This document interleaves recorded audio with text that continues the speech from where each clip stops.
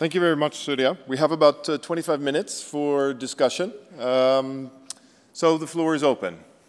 Questions or comments to our panelists? On, please. Thank you. It was very interesting, and this topic is I think it's at the core of this question. I think for Tineke,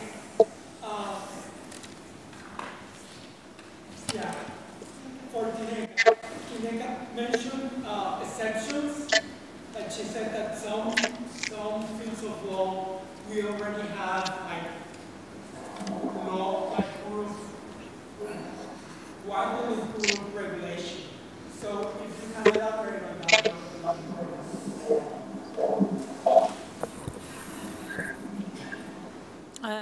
Yes, briefly.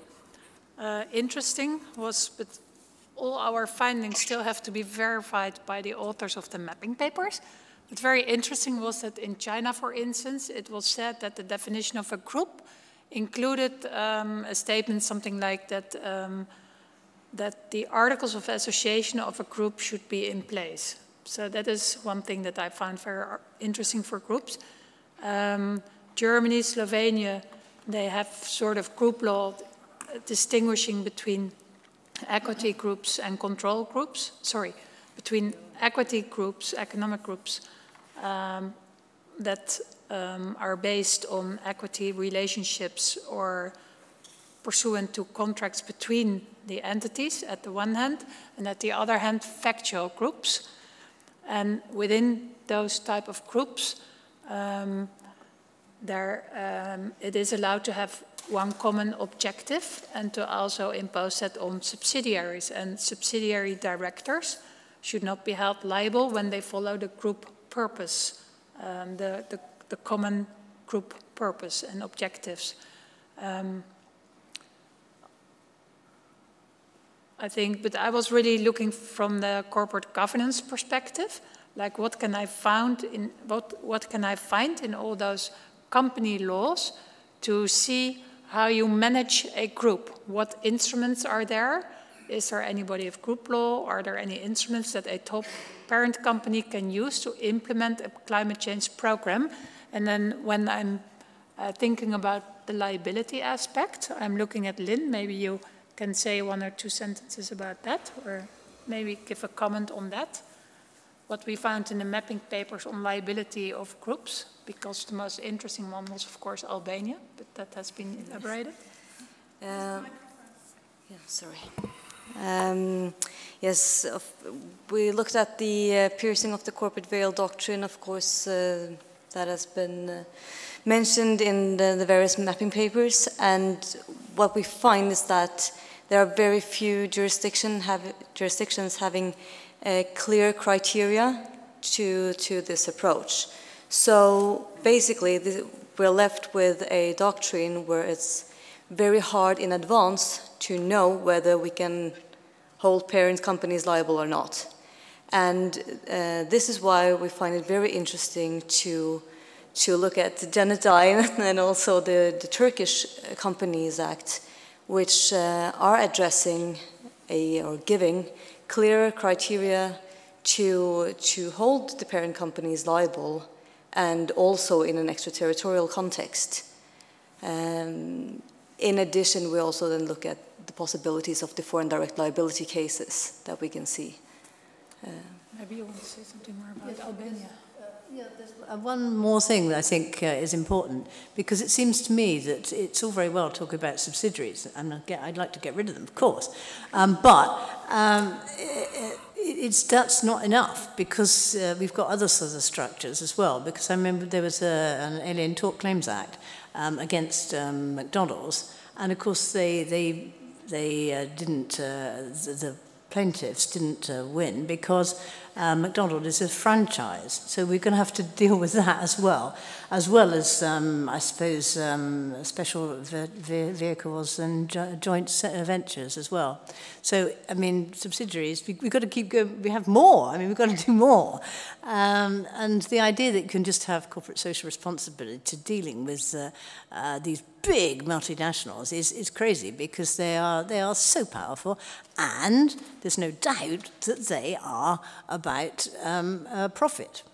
And that's what else are they doing? I mean, these structures are deliberately doing exactly what Mark was saying. You know, no obligations, but a lot of profit.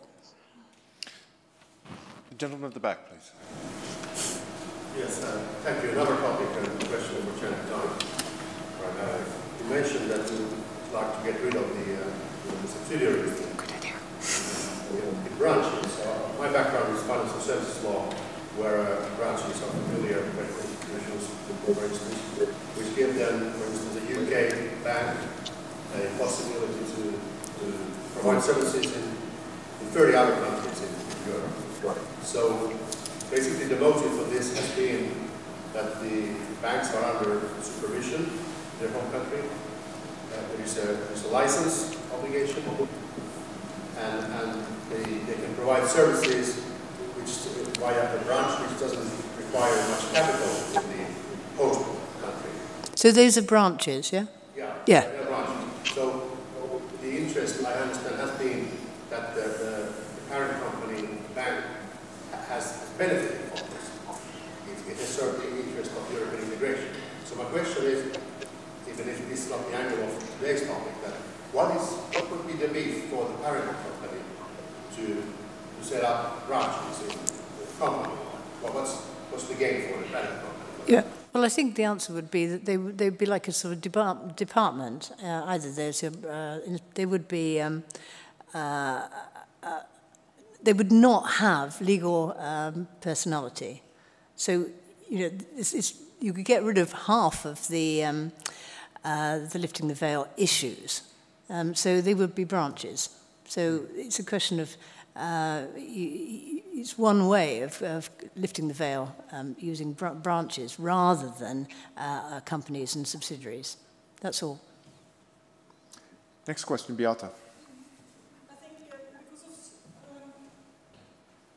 because we have Surya with us on Skype, and I'll use the microphone. I think these presentations have been so interesting, and this research is so important, and in one way the most difficult part, because one thing is regulating the entity that is recognized by law, but another is regulating, dealing with these entities that, according to company law, are not at all in the way that they obviously are in practice. So we have this, as Tineke said, this disconnect between control on the one hand and responsibility and liability on the other. As many of you probably know, there is a suggestion, there is talk about codifying the possibility that is now very clearly there in practice, that the parent company should control the group and that the subsidiaries should promote the interest of the group, and that has to be complemented with liability, otherwise we're codifying something really unsustainable. I just wanted to add to the piercing of the corporate veil that there are some indications, for example, here in Norway, that there may be a new thing starting with an environmental piercing of the corporate veil with totally different conditions than there are for ordinary contractual claims. Thank you. Was there a question in the second row? Yes.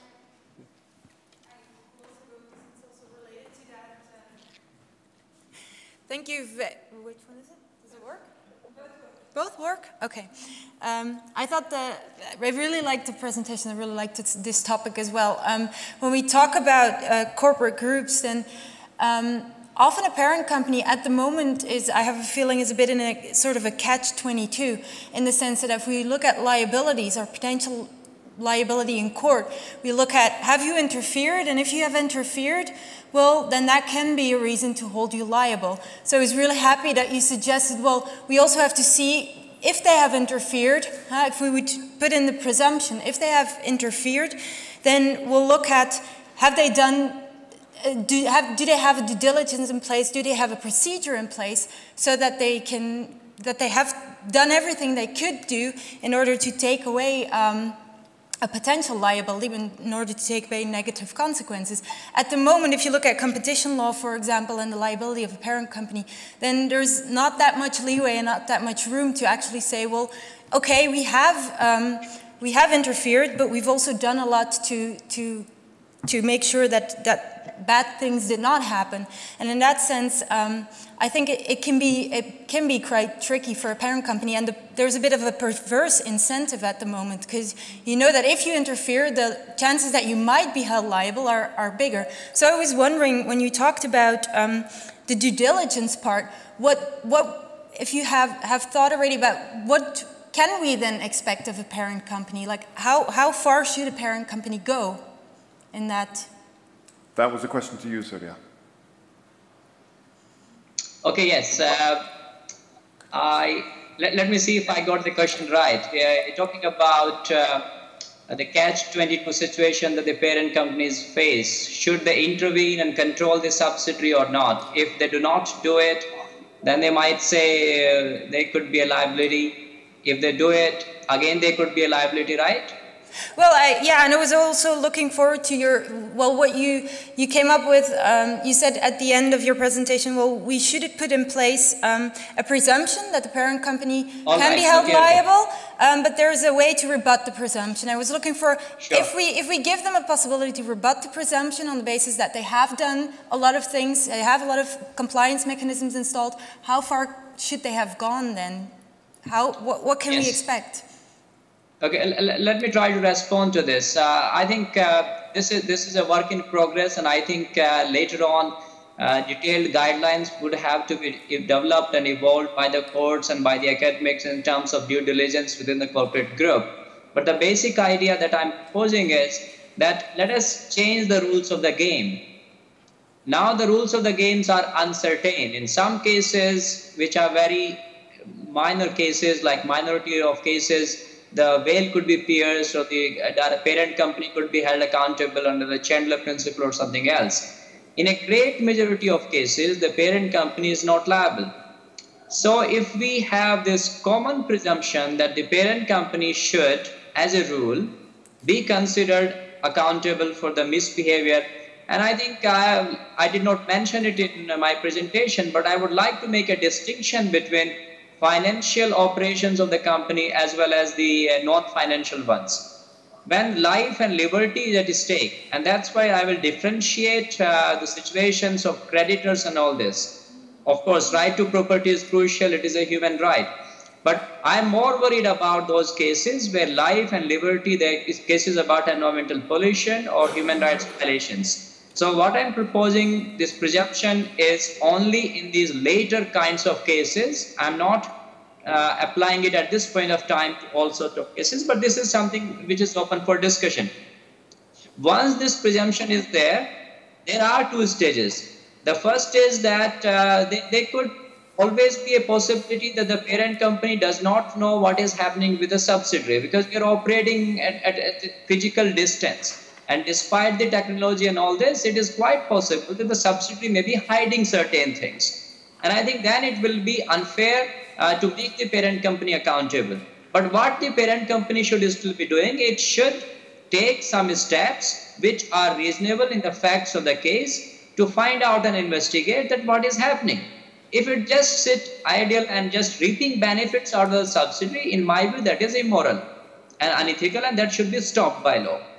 But if it has taken reasonable steps, and despite those reasonable steps, the violations still took place, then that could be pleaded as sort of a mitigating factor, or at least as a partial defense, and then the parent company could rely on it. That's what I meant. Thank you. Thank you, Surya. I believe I have David, is it? Yes, the floor is yours.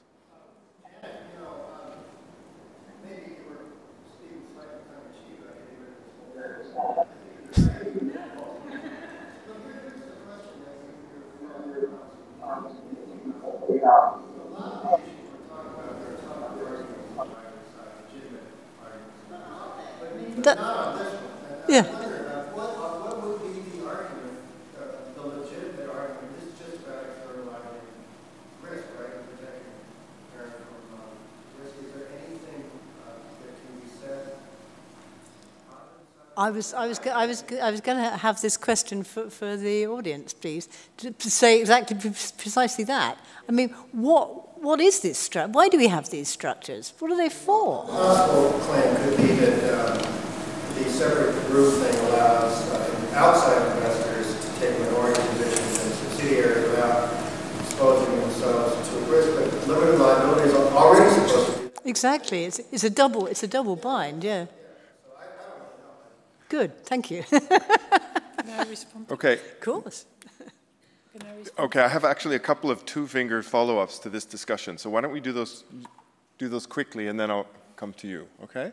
So, or do you want to follow up on this same one? Okay, great. So you're up next. Okay, and then Tineke, and then you. Okay? Did you have a question also? Okay. Go ahead, please. Floor is yours.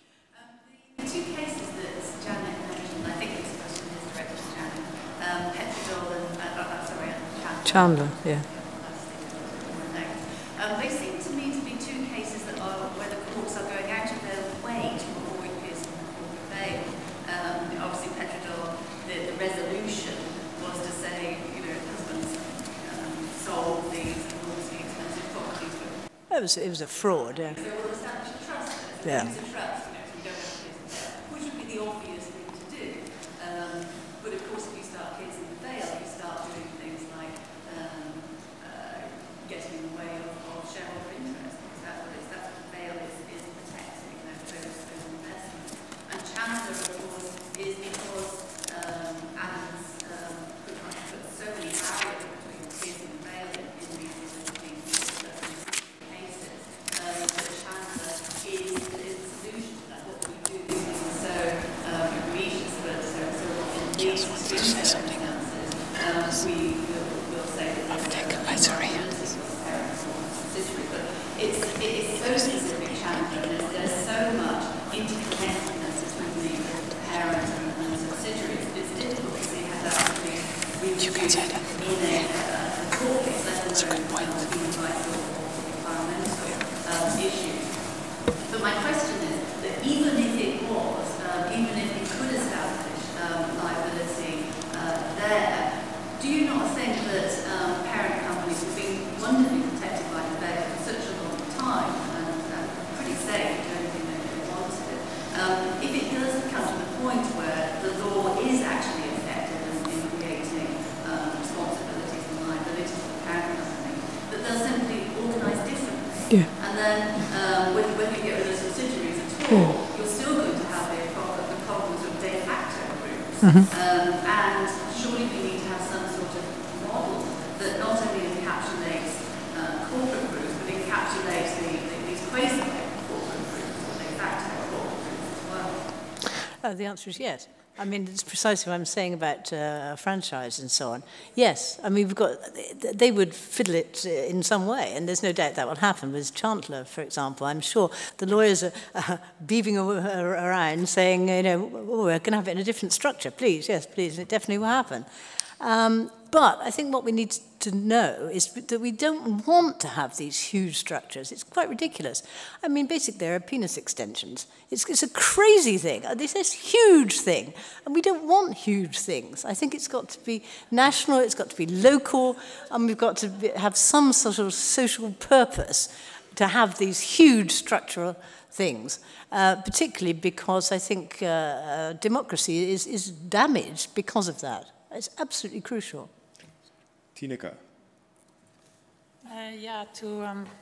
Well, the first answer to David's question is that, of course, creating all those subsidiaries is very important for tax lawyers, for notaries. I mean, we're talking job creation here for lawyers.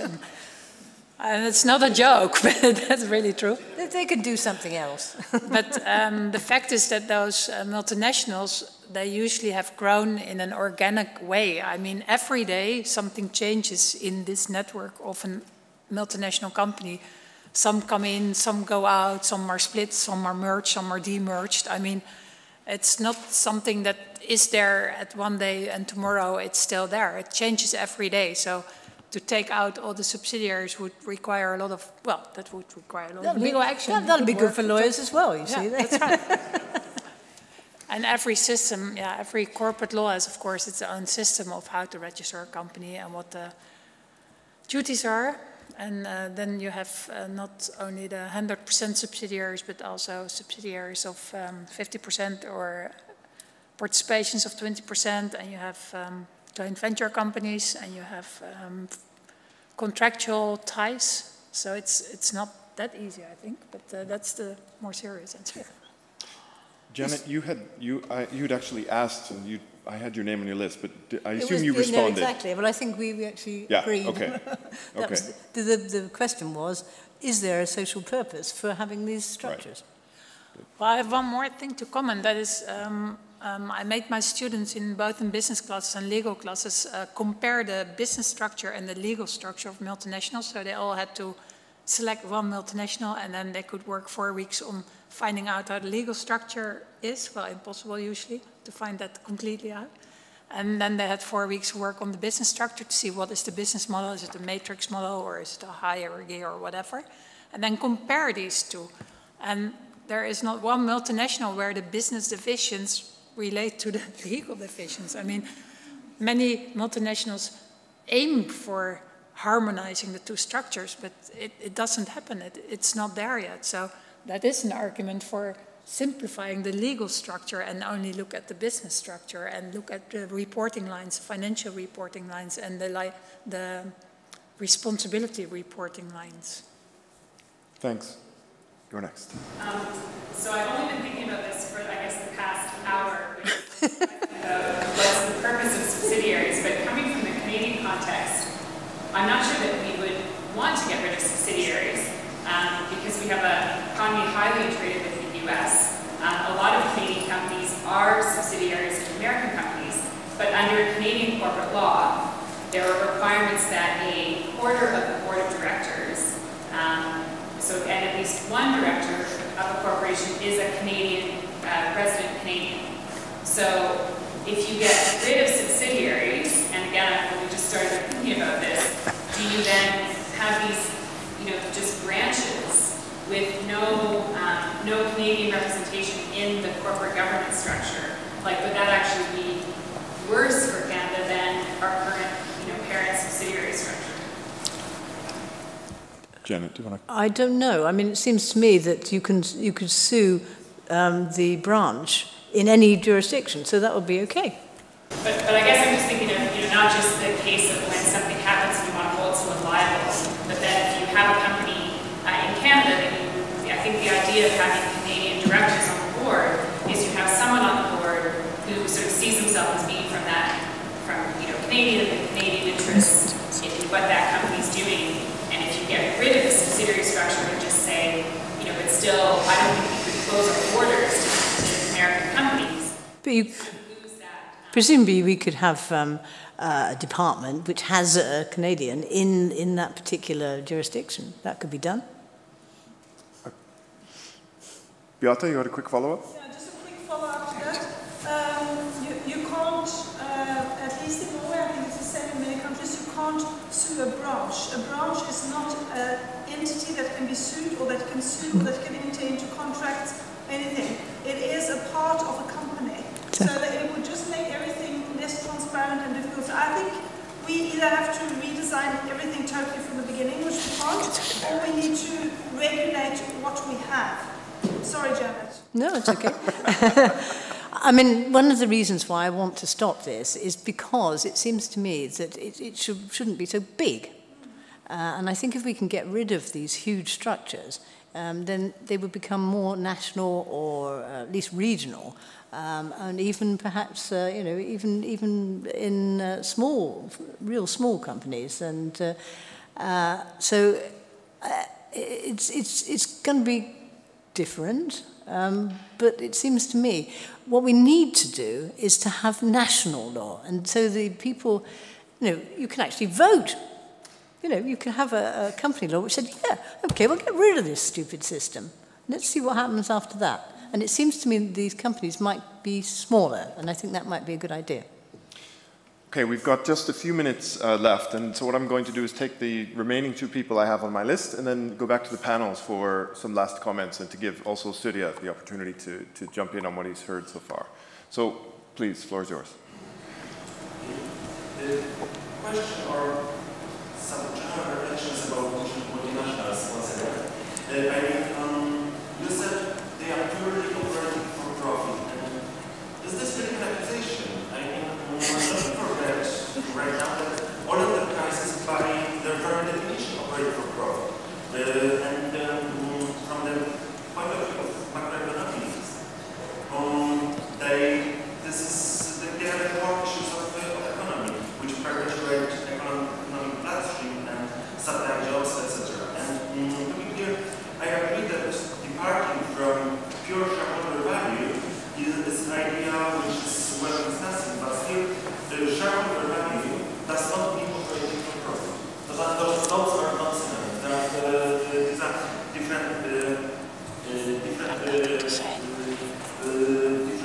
pieces. And in this case, what is really the point of, and what's the, even more, what's the way of execution of getting rid of subsidiaries?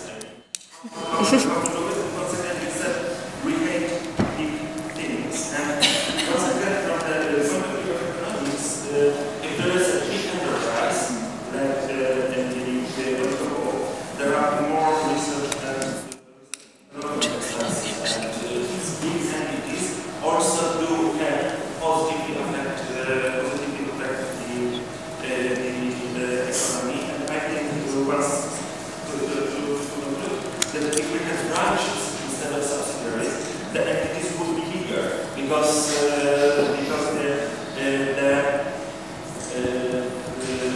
the subsidiary is a different separate legal entity. So branch, in this case, it means that the entity, the whole multinational is much bigger.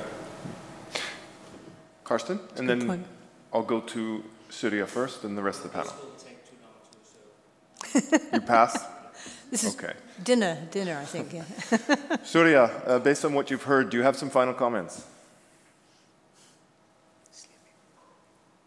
Just sum up what I said, because if we could raise this limited presumption which makes the parent company accountable, I think this is going to promote both responsive and responsible business. I think this is going to be good incentive. So I think we need to go for this. Thank you. Thank you. Janet. Very quickly. Yes, I mean, I think that's a very good point. But it seems to me that having a lot of growth is a very bad idea. That's one of the problems. And if you're talking about economics, then they think that that's fantastic. But for the planet, it's not. So I think we want to have small companies so we can stop these huge companies. I'm actually working on a particular book about the inefficiency principle. And I think that's really crucial because I think people need to have jobs rather than a lot of money. Tineke and then Linn. I always wonder why competition law gets so much attention and has such elaborated system of case law, and that really focuses on economic reality as opposed to corporate law. And I'm just wondering, what interests are we protecting by competition law? Okay, that's clear, the consumer choice and innovation and things like that. But I think corporate law can do much better and also protect the environment and human rights and the position of employees by also including some normative values. Thank you. Yeah, my final comment will be due to environmental liability for multinationals, and that would be an incentive to shift the burden of proof, because up today it's the claimants that are, or the victims of environmental damages, that has to prove whether the parent has interfered too much or what they could do different. So the need for a shift of the burden of proof could be a good incentive so that the parents have to show that they did enough. Thank you. And join me in thanking all the panelists.